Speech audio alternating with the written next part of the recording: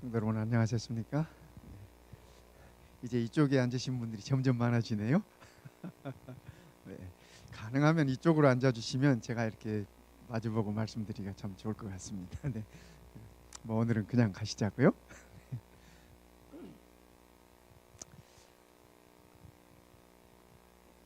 이 성도님들을 위해서 제가 목이 메어가지고 그러니까 우리 김신덕 집사님이 제게 이 브랑컵 제공하시면 좋겠습니다.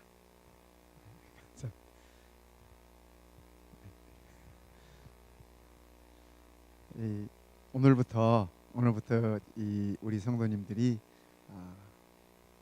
우리 10월 전도회를 위해서 30일 릴레이 금식 기도를 시작했습니다.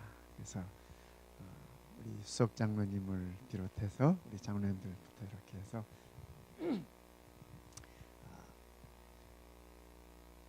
추수를 위해서 우리가 함께 기도하는 시간, 내일 안식일에 우리 모든 성도님들 이렇게 그 시간을 배정한 그것을 이렇게 우리 주와 더불어서 함께 드리리라고 생각합니다.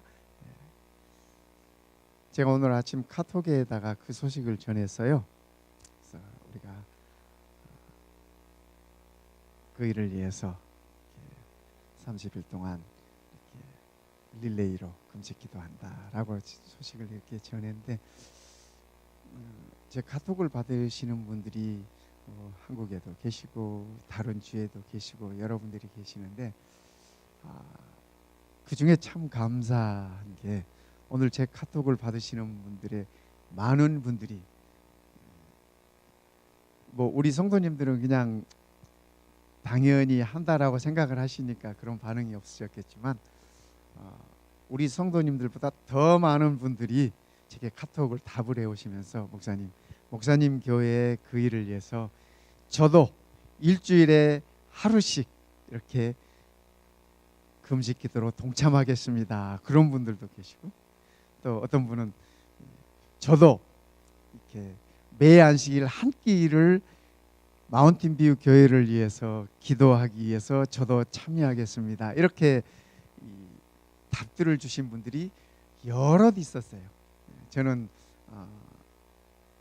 기대하지도 않았는데 그런 것들을 이제 단순히 제가 그걸 보낸 거는 우리 성도님들 이렇게 많은 분들이 또 수고하시고 그 일을 위해서 기도하시고 그러기 때문에 그런 마음으로 이렇게 그 시작을 알리는 말씀을 드렸는데 정말 의외로 많은 분들이 다른 지역에 계시는 분들이 많은 분들이 그렇게 반응을 주셔서 굉장히 힘이 됐습니다. 그리고 용기가 됐습니다. 우리 성도님들도 용기가 되지 않습니까?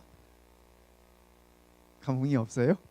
네, 참 우리가 모르는 분들이 그죠? 우리가 모르는 분들이 오히려 더 많은 관심과 더 많은 그런 그 동참의 기쁨을 나누는 것을 보면서 저는 하나님께 영광을 돌렸습니다.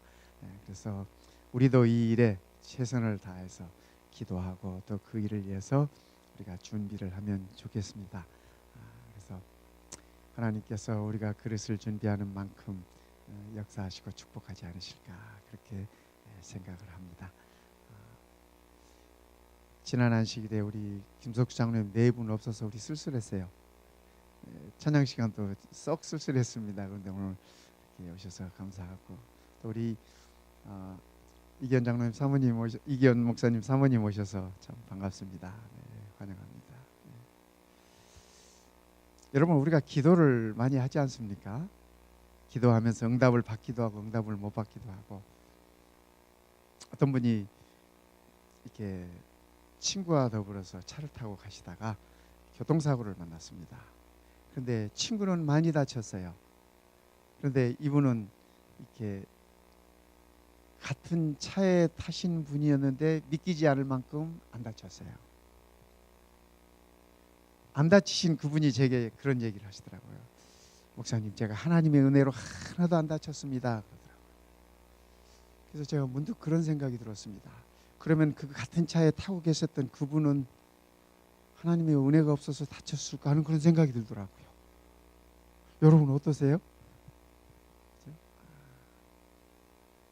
우리가 뉴스타트 하면서 많은 분들이 이렇게 그 질병의 치료를 위해서 우리가 기도하지 않습니까? 많이 기도해요. 또 우리가 그럴 때마다 듣는 얘기가 믿음으로 나아가면 다 치료받는다, 다 낫는다고 하는 말씀들을 뉴스타트 전하시는 분들은 참 자신 있게 이렇게 말씀을 하시더라고요. 근데 저는 그 말씀을 들을 때마다 참 이렇게 여러 번 상처를 받았어요. 목사가 믿음이 없구나. 목사의 가족들이 믿음이 없구나. 이런 마음 때문에 왜 하나님께서 우리 가정에는 그런 응답을 허락하지 않으실까? 이런 그 늘 아픔들이 있었어요. 한번 우리 이 작은 애가 새벽 2시에 저한테 전화해가지고, 아빠, 왜 엄마 아빠는 평생 동안 목회했는데 우리 엄마는 그런 질병에 걸려야 돼? 울면서 펑펑 울면서 밤에 제게 그렇게 전화를. 제가 아이에게 뭐라고 답을 주었을까요? 그죠? 제가 아이에게 쉽게 답을 주지 못했습니다. 저도 함께 그 밤에 함께 실컷 울었습니다. 둘이 전화를 붙들고. 그러면서 하나님의 뜻이 있겠지. 내가 보니까 침례 요한도 예수님보다 먼저 죽고, 우리가 이거를 질병이라고 생각하자. 감기가 믿음이 있든 없든 모두에게 다 걸리지 않니? 근데 우리 엄마에게 감기가 걸렸다고 생각하자. 하나님께서 어떤 혼을 내기 위해서 허락한 것이 아니라는 생각을 했으면 좋겠다. 그리고 그것 때문에 우리가 믿음의 흔들림이 없었으면 좋겠다. 제가 아이에게 그렇게 이야기할 수밖에 없었습니다. 오늘 우리가 사도행전 12장을 공부합니다. 사도행전 12장을 공부하는데 이 12장에는 두 분의 사도에 관해서 적고 있어요. 사도행전 12장에 첫 번째는 사도 야고보에 관한 얘기가 나옵니다. 두 번째는 사도 베드로에 관한 얘기가 나옵니다. 그런데 사도 야고보는 이 헤롯 왕의 손에 의해서, 이 여기 나오는 헤롯 왕은 아그리파 1세입니다. 네, 이 헤롯 왕에 의해서 야고보가 죽습니다. 사도들 가운데 제일 먼저 죽어요. 제일 먼저 죽어요. 그래서 야고보가 죽는 것을 보고 유대인들이 엄청 기뻐했나 봐요. 성경에 그렇게 적고 있어요. 유대인들이 이 일을 기뻐하는 것을 보고 베드로도 잡으려 할세. 그러니까 야고보 죽였더니 기뻐하는 겁니다. 그래서 누구도 죽이려고, 베드로도 죽이려고 잡아 가뒀습니다. 그때가 6월절에 명절 때. 그래서 잡아 가두었어요.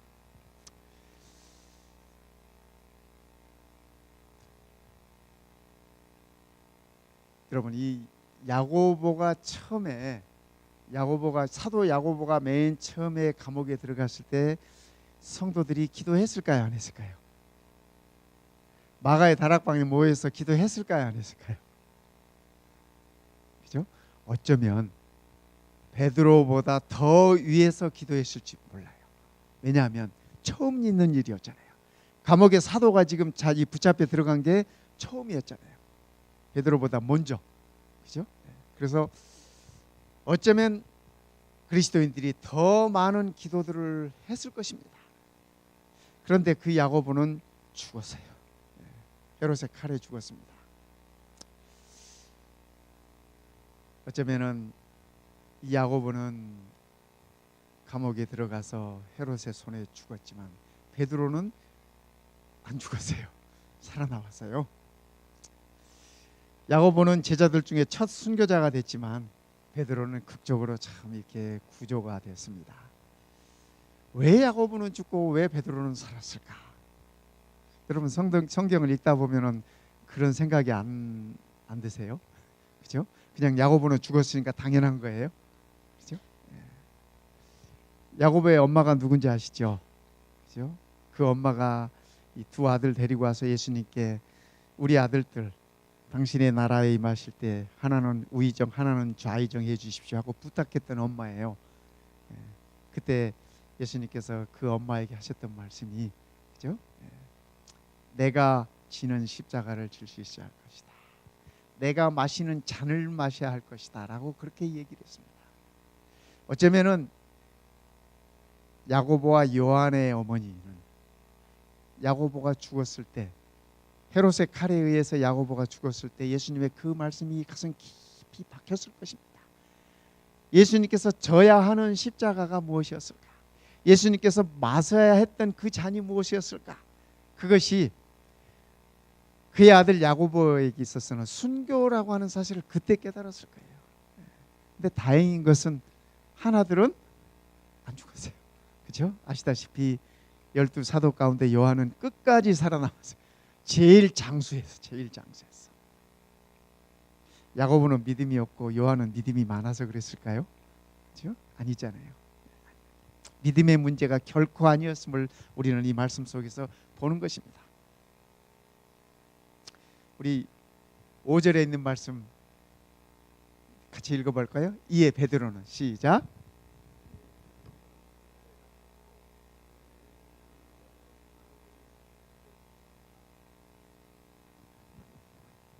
네, 감사합니다. 베드로는 옥에 갇혔고 교회는 그를 위하여 간절히 하나님께 기도하더라. 이 백성들이, 이 교회가 사도들을 위해서 정말 간절히 기도했어요. 야고보를 위해서도 간절히 기도했고 베드로를 위해서도 간절히 기도했습니다. 그런데 야고보를 위한 기도는 죽음으로 끝났습니다. 스데반도, 그렇죠? 스데반도 그가 믿음의 사람이었고 성령이 충만한 사람이었고 그가 기도하는 사람이었습니다. 그럼에도 불구하고 그 스데반도 죽음으로 끝이 납니다. 그런데 이 베드로는 죽지 않았습니다. 그렇죠? 우리가 이런 기도의 응답을, 죽고 사는 문제를, 아프고 안 아프고의 문제를, 어렵고 안 어렵고 하는 이런 문제를 믿음의 문제로 결부시키는 것은 결코 아닌 것 같습니다. 그렇죠? 이 아이들이 대학에 들어가기 위해서 이 시험을 보지 않습니까? 우리 아들이, 우리 딸이 대학에 합격하게 해달라고 모든 부모들이 다 기도해요. 그렇죠? 모든 부모들이. 한국은 참 대단하더라고. 요즘 보니까 입시 때가 되면 막 교문 앞에다가 엿도 붙이고 뭐 찰떡도 붙이고 뭐 아이들에게 좋다 하는 건 모든 걸 다 해요. 그렇죠? 그런데 어떤 아이는 떨어지고 어떤 아이는 붙잖아요. 그렇다고 그것이 그 부모님의 믿음 때문이겠습니까? 그 결과가 어떠하든지 간에, 그 끝이 어떠하든지 간에 기도는 모든 승리의 비결이라고 성경은 우리들에게 일러주고 있습니다. 야고보에게 있어서 그의 죽음이 순교로 끝났다 할지라도 야고보를 위한 기도는, 성도들의 기도는 승리의 기도였습니다. 베드로가 감옥에서 살아났다고 했을 때, 그렇죠? 그 결과를 이루었을 때 모든 성도들이 베드로를 위하여 드렸던 기도 또한 승리로 마무리됐다고 하는 사실을 우리는 볼 수 있습니다. 죽음의 상황에서 극적으로 살아나는 것 또한 하나님께 영광이지만 죽음의 상황에서 담대하게 죽음을 받아들일 수 있는 하나님의 백성들의 그 순교적 용기 또한 하나님께 영광을 드리는 것이라고 성경은 우리들에게 그렇게 이야기하고 있습니다.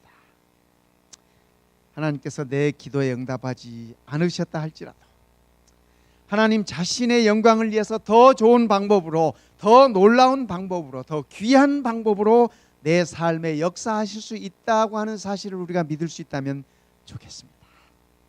여러분, 우리의 삶 속에 우리가 드려온 많은 기도들이 있지만 아직 응답받지 못한 기도가 있다 할지라도, 아니 내 삶 속에서 그 기도가 응답되지 않는다 할지라도 우리의 믿음에 흔들림이 없으면 좋겠습니다. 하나님이 내 하나님이라고 하는 사실, 하나님의 인자하심이, 하나님의 신실하심이 변함이 없으신 분이라고 하는 사실에 우리가 흔들림이 없으면 좋겠습니다. 오늘 사도행전 12장에서 우리들에게 일러주고 있는 말씀은 바로 그러한 것이라고 그렇게 얘기합니다. 어쩌면 하나님의 뜻이 하나님의 방법대로 내 삶 속에 이루어질 수 있습니다. 그래서 내가 원하는 만큼 이루어 달라고 그렇게 기도하기보다는 하나님의 방법대로 내 삶 속에서 이루어지게 해달라고 우리가 그렇게 기도할 수 있다면 좋겠습니다. 두 번째, 하나님을 신뢰함의 흔들림이 없어야 한다고 사도행전 12장은 우리들에게 이렇게 가르쳐주고 있습니다. 죽음의 위기 앞에서 흔들림이 없는 이 베드로의 모습 속에서 말입니다. 야고보 또한 헤롯의 칼에 그가 그의 목숨을 다 내놓는 순간까지도 그는 예수님에 대한 믿음의 흔들림이 없었습니다. 스데반의 모습도 마찬가지였습니다. 우리 모든 믿음의 선조들의 모습 또한 마찬가지였습니다. 살든지 죽든지 어떤 상황이든지 우리의 믿음에 흔들림이 없어야 한다고 성경은 그렇게 우리들에게 일러주고 있습니다. 이 6절에 있는 말씀 보겠습니다. 베드로가 어떤 모습을 하고 있었는지. 헤롯이 잡아내려고 하는 그 전날 밤에, 그러니까 하루 전입니다. 그렇죠? 이 밤이 새면 베드로는 이제 끌려 나갈 판이에요. 베드로가 두 군인 틈에서 두 쇠사슬에 매여 누워 자는데 파수꾼들이 문 밖에서 옥을 지키더니, 감옥을 지키더니, 이 모습이 평소의 베드로의 모습은 아니에요. 평소의 베드로의 모습은 아니에요. 그렇죠? 내일 아침에 해 뜨면 이제 나가 죽을 판인데 두 쇠사슬에 매여 누워 자는데, 언젠가 갈릴리 호수에 큰 풍랑이 칠 때 예수님은 배 고물에서 푹 주무시고 계시는데, 누구는, 이 베드로는 우리가 다 죽게 됐는데 이렇게 주무시고 계십니까 하면서 승질 냈던 사람이 베드로예요. 그렇죠? 주무시고 계시는 예수님을 보니까 성질이 절로 나는 것입니다. 우리는 다 이렇게 땀을 뻘뻘 흘리면서 배에 물을 퍼내면서 살겠다고 몸부림하는데 주님은 주무시고 계시는 거예요. 주무시고 계시는 거예요. 그런데 그 베드로가 무슨 일이 있었기에 이 상황에서 이렇게 예수님처럼 그렇게 편히 자고 있는지, 그죠? 편히 자고 있는지, 베드로에게 변화가 온 것이 틀림없습니다. 제가 어렸을 때 이 안실학교 시간에 우리 선생님이 들려주는 얘기를 들으면서 꼭 한번 해보고 싶었던 것이 있어요. 뭐냐면, 다니엘의 얘기를 하시면서 우리 선생님이, 예쁜 우리 여자 선생님이 다니엘 얘기를 해주시면서 다니엘이 사자의 배를 메고 그날 잠을 잘 잤대, 이렇게 얘기해 주셨어요. 그래서 제가 어렸을 때 사자를 베고 잠 한 번 잡았으면 좋겠다는 소원을 가졌어요. 여러분 어떠십니까? 사자 배 한 번 이렇게 베고 이 다니엘처럼 잠 한 번 잡으면 좋지 않겠습니까? 아시다시피 그 밤에 왕은 잠을 잤어요, 못 잤어요? 왕은 밤을 꼬박 새웠습니다. 다니엘이 죽을까 봐. 그렇죠? 아마 그 밤에 다니엘을 지키던 천사들도 꼬박 밤을 샜어요. 그런데 누구는 잠을 자고 다니엘은 잠을 잤어요. 정작 사자 굴 속에 들어있던 다니엘은 잠을 잤잖아요. 그래서 제가 천국에 가면 사자 꼭 한번 제 베개로 한번 삼아보고 싶어요. 베드로가, 그죠? 베드로에게 변화가 왔습니다.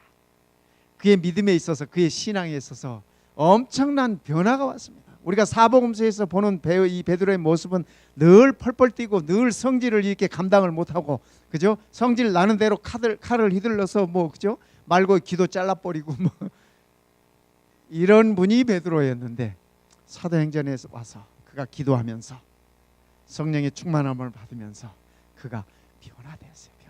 죽음의 순간이라 할지라도 그는 잠을 잘 수 있을 만큼 하나님을 철저하게 신뢰한 사람으로 바뀐 것 같습니다. 우리도 이 베드로처럼 하나님을 신뢰함에 있어서 이런 변화가 올 수 있으면 좋겠습니다. 베드로를 변화시켜 주셨던 그 성령 하나님이 오늘 우리도 변화시켜 주실 수 있다고 저는 굳게 믿는 것입니다. 그랬더니 누가 바빠지냐면 하나님의 사자가 바빠져요. 그렇죠? 호련히 갑자기 주의 사자가 나타나며 옥중에 광채가 빛나며 또 베드로의 옆구리를 쳐 깨워 이르되 급히 일어나라. 지금 누가 바빠요? 그죠? 천사가 바빠져요. 천사가 바빠져. 베드로가 지금 이 편안하게 누워 자니까 천사가 바빠진 것입니다. 그래서 베드로를 막 흔들어 깨우면서 급히 일어나라. 그를 재촉합니다. 그죠? 8절 볼까요? 얼마나 바빠지는지. 천사가 이르되 띠를 띠고 신을 신으라 하거늘. 왜 천사가 이렇게 얘기할까요? 베드로가 아직 잠이 덜 깼어요. 덜 깼어. 우리도 보지 않습니까? 우리 애들 아침에 학교 보낼 때 어때요? 일어난 건지 안 일어난 건지 눈은 반쯤 감겨가지고, 그죠? 그럼 엄마가 어떻게 해줘야 돼? 그죠? 옷도 챙겨주고 입혀주고, 그죠? 신발도 신겨주고 이 끈도 묶어주고 해야 되지 않습니까? 아직 잠이 덜 깼어. 베드로가 얼마나 깊이 잠들었는지 아직 잠이 덜 깼어. 천사가 급해. 그래서 천사가, 그죠? 다 챙겨주는 것입니다. 띠를 띠고, 유대인들이 옷이 띠를 안 띠면 이렇게, 그죠? 그런 옷이잖아요. 띠를 띠고 신을 신어라. 그러니까 베드로가 비몽사몽간에 들리는 대로 그대로 하는 겁니다. 지금 누가 일러주는지도 몰라 베드로는 지금. 그렇죠? 천사가 또 이르되 겉옷을 입고 따라오라. 그러니까 베드로가 비몽사몽간에 지금 하라는 대로 하고 따라 나가는 것입니다. 천사가 하는 것이 생시인 줄 알지 못하고 환상을 보는 거 아니라 베드로는 지금 뭐 속에 있어요? 꿈 속에 있어요. 꿈 속에 있어. 이게 현실인지도 모르고 자기가 감옥에 있는지도 모르고 지금 자기 손발에 이 쇠고랑이 다 풀린 줄도 모르고 자기는 이 꿈속에 꿈꾸고 있는 줄 알고 있다. 그러다가 감옥문에 이렇게 나서서 길거리에 나섰습니다. 찬바람이 확 불어 들어와. 그러니까 그제서야 베드로가 정신을 차리고 자기가 감옥에서 놓인 것을 깨달아요. 그렇죠? 예. 이에 첫째와 둘째의 파수를 지나 베드로를 얼마나 철저하게 지켰는지 아시죠? 시내로 통한 쇠문에 이르니 문이 저절로 열린지라. 나와서 한 거리를 지나며 천사가 곧 떠나더라. 이에 베드로가 정신이 들어 이르되 내가 이제야 참으로 주께서 그의 천사를 보내어 나를 헤롯의 손과 유대 백성의 모든 기대에서, 백성들의 모든 기대는 베드로 죽이는 거예요. 그죠? 예. 모든 기대에서 벗어나게 하신 줄 알겠노라. 이쯤 되면, 그죠? 이쯤 되면 베드로가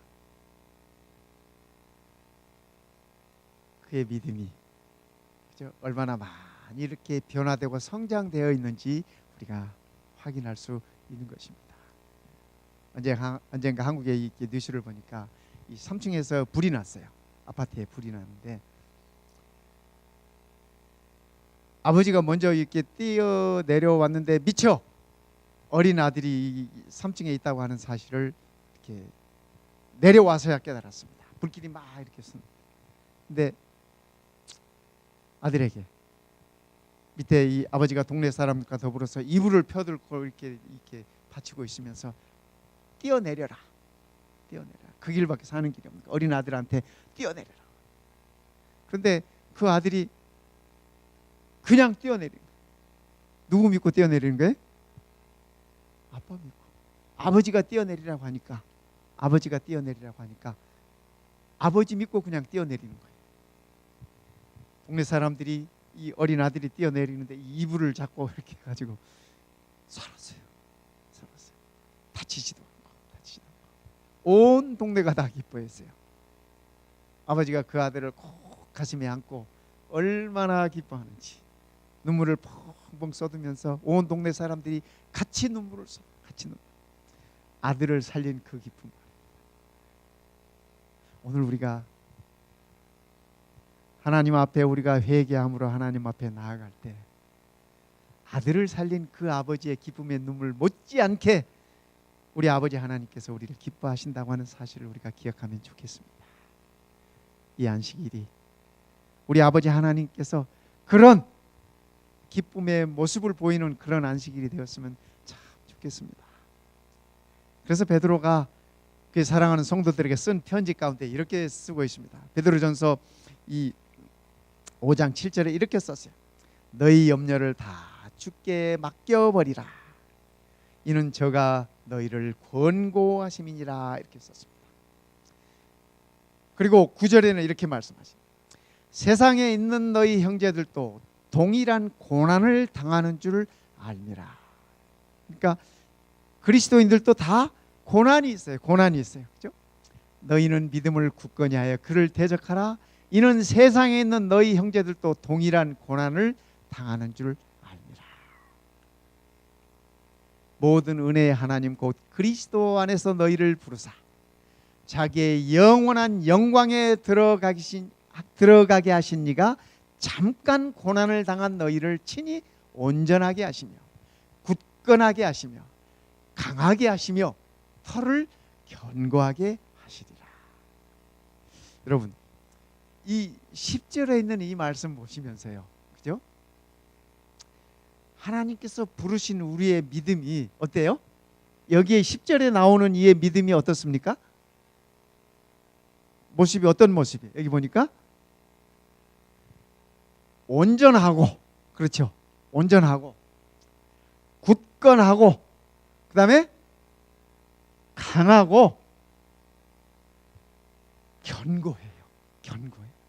누구의 모습이에요? 이거 누구의 모습이에요? 누구의 모습이었으면 좋겠어요?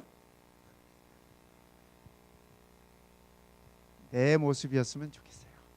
내 모습이었으면 좋겠어요. 그런데요, 중요한 사실은 베드로가 이 말씀을 지금 고난 중에 있었던 초대 그리스도인들에게 다 이렇게 보낸 편지였지 않습니까?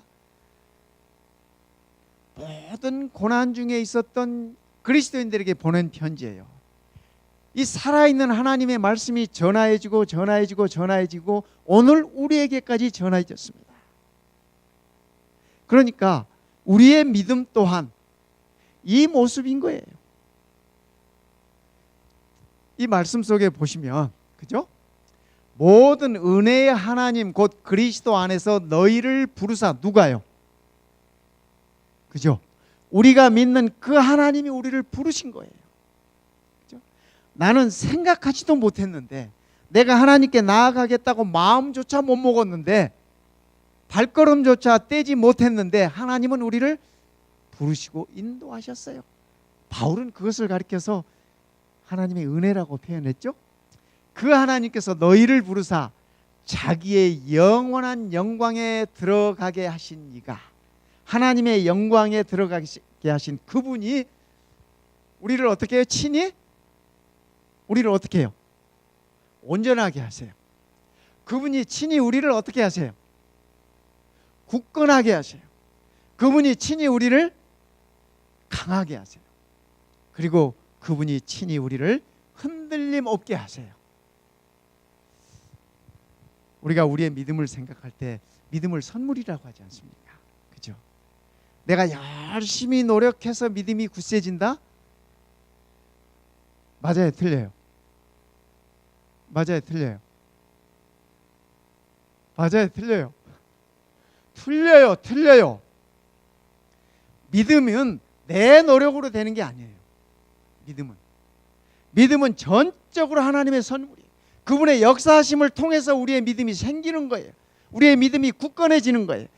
우리의 믿음이 그분을 통해서 강해지는 것이에요. 근데 우리는 자주 이걸 잊어버려요. 그래서 내가 내 믿음을 세우려고 해요. 그래서 내가 좀 교회 일 열심히 하고 내가 좀 이렇게 남들 잘 도와주고 하면 내 스스로 어떤 착각에 빠지냐면, 내가 좀 믿음이 있구나, 이런 착각에 빠져요. 그러다가 좀 그렇지 못하면 내가 믿음이 없구나 하고서 또 좌절에 또 스스로 주저앉아요. 늘 우리 그리스도인들이 이런 부침이 있어요. 왜요? 나를 바라보기 때문에 그래요. 내 믿음을 강하게 하시는 분은 그분이세요. 나를 부르신 그분이세요. 이 성경은 여러 번 반복해서 이렇게 얘기해 주고 있습니다, 우리들에게. 근데 우리가 그 사실을 자주 잊어버려요. 오늘 우리가 이 사실을 잊지 마시기 바랍니다. 이 사실 하나를 우리가 잊지 않는다면 우리의 기도의 응답이 아직 안 되어도, 그죠? 아직 안 되어도 우리의 믿음에 흔들림이 오지 않는다고 하는 사실입니다. 우리가 이 사실을 깨달으면 좋겠습니다. 사도행전 12장에서 우리에게 일러주고자 하시는 일이 바로 이 일이라고 저는 말씀을 보면서 생각되어지는 것입니다. 내 삶은 하나님의 것이다. 내 운명은 하나님의 것이다. 하나님, 나의 모든 것을 다 맡겼습니다. 우리가 이렇게 하나님께 기도 드릴 수 있으면 좋겠습니다. 그분께 맡겨진 것이라면 우리의 기도가 응답이 되든 안 되든 우리의 믿음에는 우리가 흔들릴 수 없다고 하는 사실입니다. 베드로가 간수들 틈에서 잠을 자면서도, 쇠사슬에 묶여서 잠을 자면서도 그가 평안하게 잠을 잘 수 있었던 것은 예수님께서 하셨던 말씀을 기억하지 않았을까 하는 생각을 해봅니다. 나의 평안을 너희에게 주노니. 예수님께서 그러셨잖아요. 그 평안을 베드로가 감옥에서 지닐 수 있었던 것 같습니다. 오늘 우리에게도 이러한 축복이 허락되기를 바라는 것입니다. 베드로가 하나님의 말씀에 참 순종을 잘했어요. 그렇죠? 순종을 잘했어요. 급히 일어나라 그러니까 일어나고, 띠를 띠라 그러니까 띠를 띠고, 신끈을 매라 하니까 신끈을 매고, 겉옷을 입고 따라오라 하니까 따라가. 아마 그가 이 꿈이라고 생각하고 했지만 그가 따라했던 모든 행동들은 말씀에 순종한 것이었습니다. 순종한 것이었어요. 오늘 우리가 하나님의 말씀을 이해할 수 있든 없든 우리가 말씀을 순종하면 좋겠습니다. 제가 이렇게 젊은이들과 성경을 이렇게 얘기하다 보면 젊은이들이 가끔 그런 표현들을 많이 해요. 목사님, 성경은 비과학적입니다. 그런 표현들을 많이 해요. 그런가요? 성경은 비과학적인가요?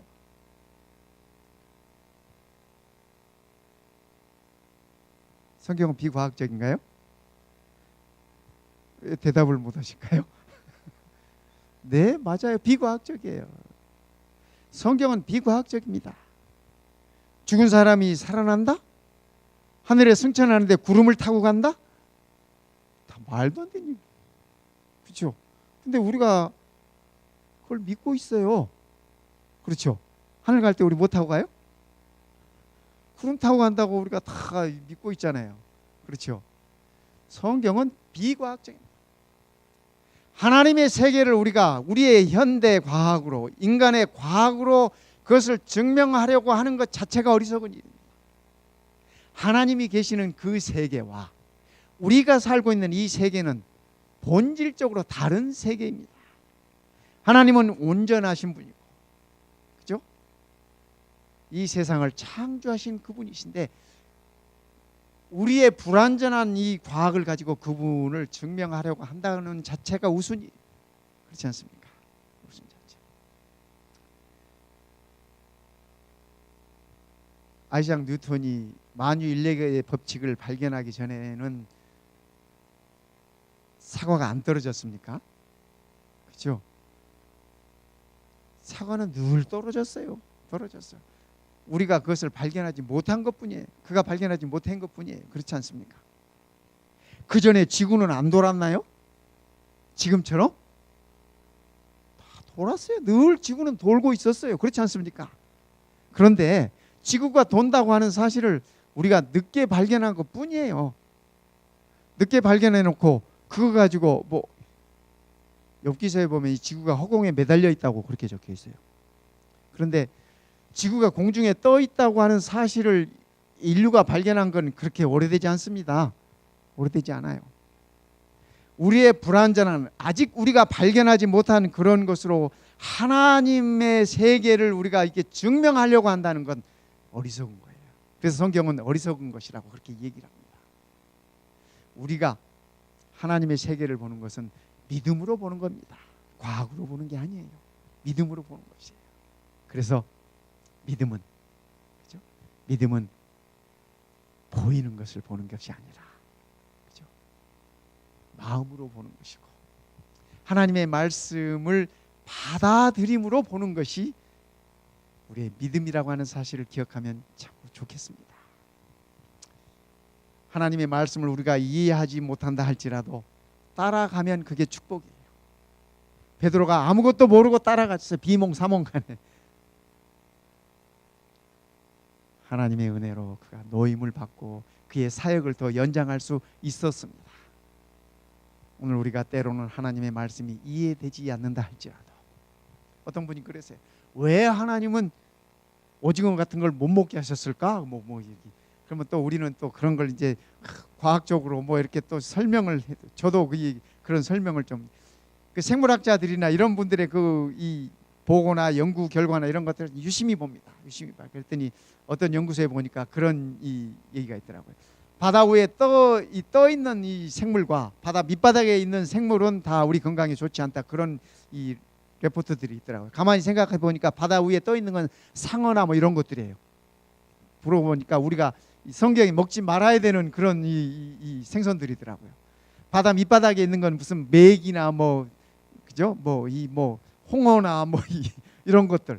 그러니까 근데 바다 밑에 청소하는 것들이래요. 우리가 어항에 이렇게 열대어 기를 때도 이렇게 catfish 같은 거 넣어주잖아요. 그거 이게 다 청소하는 거잖아요. 빨대에 가지고 그죠? 근데 뭐 그런 보고들이 있건 없건 하나님께서 아니라고 하면 우리는 아닌 거예요. 그렇죠? 뭐 굳이 뭐 그걸 뭐 과학적으로 증명해야 될 필요가 없죠. 하나님께서 말씀하신 것은 우리의 축복을 위한, 우리의 행복을 위한, 우리의 건강을 위하여 허락하신 것이니까 그저 우리는 몰라도 아멘하고 따라가면 되는 거예요. 아멘하며 따라가면 돼요. 그러니까 거기다가 우리가 구구절절 토를 달 필요가 없다고 생각되어지는 것입니다. 로마서 8장 28절에 이렇게 말씀하십니다. 하나님을 사랑하는 자 곧 그 뜻대로 부르심을 입은 자들에게는, 우리는 모두가 다 하나님의 뜻대로 부르심을 받은 자들이죠. 베드로도 같은 얘기했죠. 베드로도 같은 얘기했습니다. 부르심을 받은 자, 모든 것이 합력하여 선을 이루느니라. 선은 우리 하나님이 선하신 분이다. 하나님 한 분만이 선하신 분이라고 예수님께서 그렇게 말씀하셨어요. 선한 선생이여 이렇게 얘기할 때 예수님께서 주셨던 말씀입니다. 선한 분은 한 분 하나님이시라고 그렇게 말합니다. 이게 진짜인지 가짜인지 모르는데 어떤 이 언어학자는 그런 얘기를 하셨어요. 이 선하다고는 굿이라는 단어가 God에서 온 단어라고 그렇게 설명하시는 분이 계시더라고요. 진짜인지 가짜인지 전 영어를 잘 못하니까 모르겠어요. 근데 그렇게 설명하시는 분이 있더라고요. 근데 그렇게 생각하니까 그것도 은혜가 되더라고요. 왜냐하면 우리 예수님께서 선한 분 한 분 우리 하나님이라고 그렇게 말씀하셨으니까 뭐 굳이 그 설명이 기분 나쁘지 않았습니다. 은혜가 됐습니다. 하나님의 선은, 그죠? 하나님의 선은 우리를 구원하심이었습니다. 그분의 뜻은 우리를 부르시고 구원하심이었습니다. 오늘 내 삶 속에 하나님의 선하심이 이루어졌다고 하는 사실을 우리가 인식하면 참으로 감사할 수 있지 않겠습니까?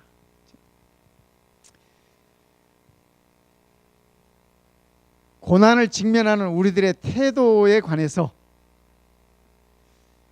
이렇게 12절에 사도행전으로 다시 돌아가서 사도행전 12장 12절에 이렇게 얘기하고 있습니다. 베드로가 마가라 하는 요한의 어머니 마리아의 집에 가니, 성경은 이렇게 적고 있습니다.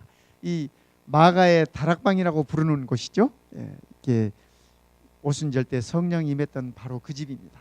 바로 그 다락방입니다. 그 다락방에 이 베드로가 거기 왜 갔을까요? 마가라 하는 요한의 어머니 마리아의 집에 가니 여러 사람이 거기 모여 기도하고 있더라. 이 베드로가 여기 왜 갔을까요? 거기 성도들이 다 모여서 기도하고 있는 줄 알아. 베드로가 자기도 거기서 늘 기도했으니까. 그래서 그곳에 간 것입니다. 가서 베드로가 대문을 두드려요.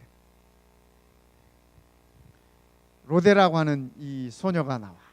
그래서 너무 놀래가지고 베드로다 하면서 들어가서 소리쳤어요. 문도 안 열어주고 베드로 그냥 밖에다 세워놓고. 근데 아시죠? 이 12장 여러분들이 계속 읽어보시면 이 안에 계시는 분들이 그렇게 얘기합니다. 그죠? 네가 미쳤구나. 네가 미쳤다 그랬어요. 문을 미처 열지 못하고 달려 들어가 말하되 베드로가 대문 밖에 섰더라 하니 그들이 말하되 로데 네가 미쳤다. 여자아이는 힘써 말했대 아니다 참말이다. 그들이 말하되 그러면 그게 천사라 하더라. 여러분 이 주고받는 이 대화가 재밌지 않습니까? 이분들이 이 성도들이 지금 이 마리아의 집에서 그죠? 이 마가의 어머니 집에서 뭐 하고 있었어요? 뭐 하고 있었어요? 기도하고 있었어요. 누구 위해서요? 베드로 위해서. 그죠? 베드로 위해서. 참 굉장히 유머스러운 모습이야. 굉장히 웃기는 모습이에요. 그렇지 않습니까? 오늘 밤에 곰곰이 한번 생각해 보세요. 이거 진짜 웃기는 장면이잖아요. 다 모여가지고 지금 누구 살려달라고 기도해요? 베드로 살려달라고 우리 기도했잖아요. 기도해. 그런데 누가 문을 두드려서 다른 분들 열심히 기도하고 있으니까 아마 이 로데가 제일 어렸던가 보죠. 로데가 뛰쳐나가서 이렇게 보니까 베드로가 왔어.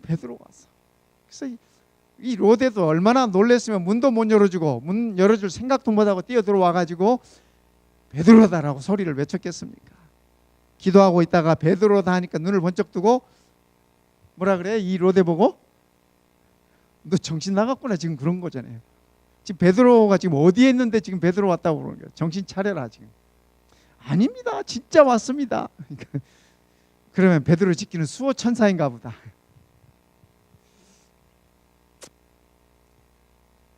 성도 여러분, 우리가 참 많은 기도들을 하지만, 그죠? 이 한 달 동안 우리가 정말 많은 것들을 위해서 기도할 것이지 않습니까? 기도할 것입니다. 교회를 위해서 우리가 기도할 텐데, 우리가 기도하면서 이런 모습에서 우리가 좀 더 이렇게 성숙될 수 있고 성장할 수 있으면 좋겠습니다. 때로는 내가 기도하면서도 그 기도가 응답되어진다거나 아니면 그 기도가 하나님께 받아들여질 것이라는 확신조차 없이 드려지는 기도들이 아닌지 우리가 한번 생각해 보면 좋겠습니다. 하나님이 그렇다 할지라도 이 성도들의 기도를 들으셨어요. 그렇죠? 네, 들으셨어요. 야고보를 위한 기도는 듣지 않으셨지만 베드로를 위한 기도는 들으셨어요. 하나님의 영광을 나타내기 위한 하나님의 섭리가 그 가운데 있었던 것입니다. 그래서 오늘 우리들이 기도가 응답되었다, 응답되지 않았다 그것으로 그죠? 우리의 믿음을 평가하거나 하나님의 섭리를 의심하거나 하나님의 사랑을 의심할 것이 아니라 어떠하든지 간에 하나님의 역사하심이 그 안에 있다고 하는 사실을 우리가 기억하면 좋겠습니다. 그리고 우리의 믿음에 흔들림이 없으면 좋겠습니다.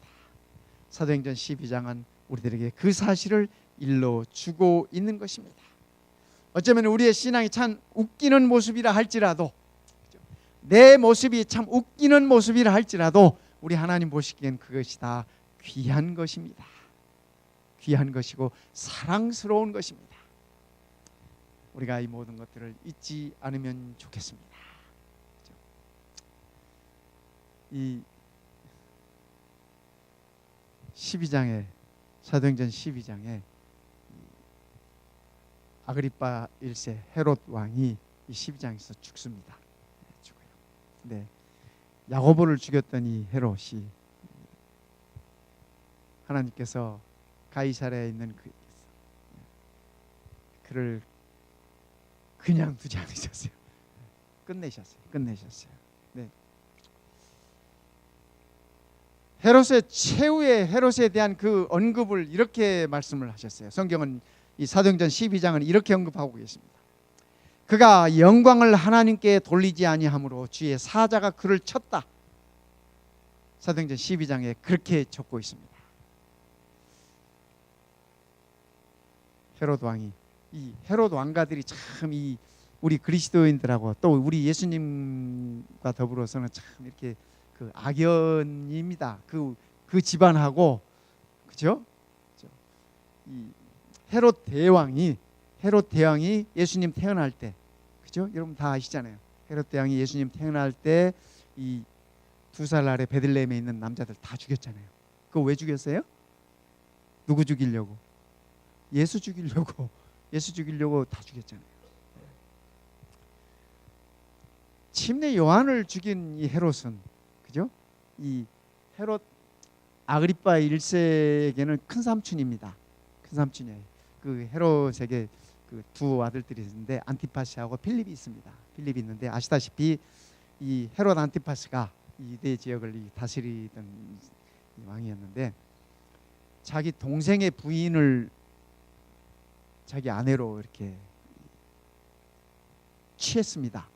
그것 때문에 동생 없애버리고 이렇게. 그러니까 그 유대인들이 그 꼴을 못 보죠. 그 얼마나 이게 부도덕하고 얼마나 참 이렇게 아름답지 못한 모습입니까? 아무리 뭐 이렇게 동생의 와이프가 이쁘든지 어쨌든지 모르겠어요. 제가 헤로데를 본 적이 없으니까. 어쨌거나 동생의 부인을 그렇게 데려다가 할 수 있는 도저히 유대인들의 생각에서는 상상할 수 없는 일 아니겠습니까? 뭐 로마 사람들은 뭐 그런 일이 있는지 모르지만, 그래서 그것 때문에 침례 요한이 늘 뭐라고 했습니다.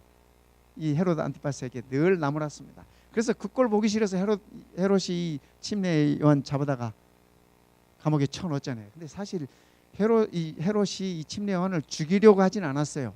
죽이려고 하지 않았는데 아시다시피 그죠?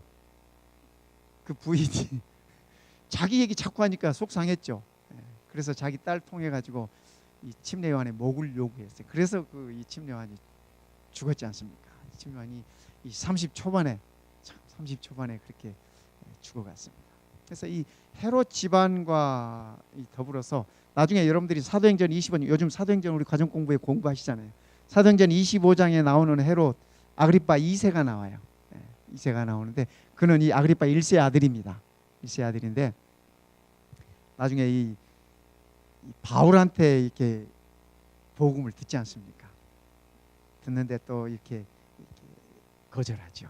거절해요. 근데 어쨌든 이 헤롯 왕가하고는 우리 예수님 이 왕가에, 예수님 왕가에 있는 그 우리 모든 자녀들과는 참 악연입니다. 악연이요.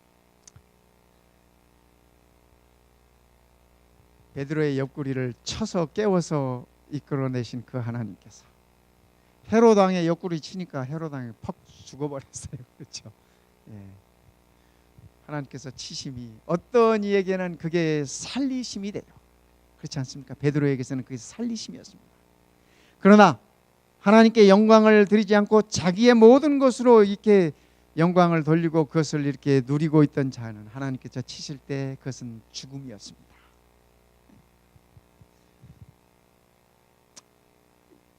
성경이 말하는 심판이라는 게 그런 겁니다.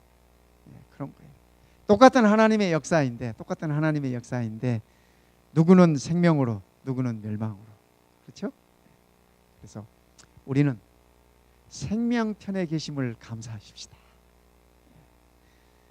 우리의 믿음을 하나님께서 굳게 해주시고, 그렇죠?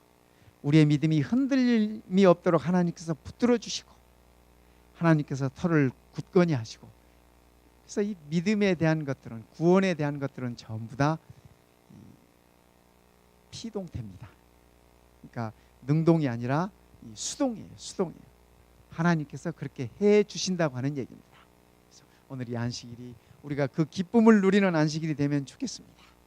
그래서 우리의 인생 여정마다 걸음마다 우리를 부르시고 구원하신 그 하나님의 돌보심이 늘 함께 하신다는 사실을 기억하면서 우리가 정말 어려움 중에라도 웃음을 잃지 않고 힘든 중에라도 우리의 용기를 꺾지 않으면서 하나님과 더불어 한 걸음씩 그분의 보호자를 향해서 나아가는 그러한 축복을 누리게 되시길 바랍니다. 이제 우리 다 같이 내 인생 여정 끝내 아까 불렀던 그 찬양 부르시겠습니다. 508장입니다. 508장입니다. 우리 함께 일어나셔서 이 찬양 하시겠습니다.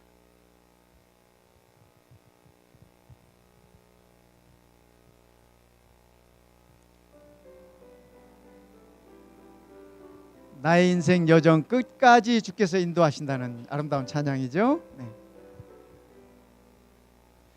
내 인생 여정 끝까지 주 나를 인도하셨네. 하늘 문 향해 외치리 예수 인도하셨네. 매일 발걸음마다 예수 인도하셨네. 나의 모든 짐을 벗고 천사에게 하는 말, 예수 인도하셨네. 내 걷는 발걸음마다 주 예수 보살피시오. 승리에 찬송하도록 예수 인도하셨네. 매일 발걸음마다 예수 인도하셨네. 나의 모든 짐을 벗고 천사에게 하는 말, 예수 인도하셨네. 우리 아버지, 우리의 삶에 짐이 있다 할지라도 이 모든 것들을 주님께 내어 맡기고 주께서 우리에게 허락하시는, 주께서 우리에게 지워주시는 그 짐을 지게 하여 주시니 그 은혜를 참으로 감사드립니다.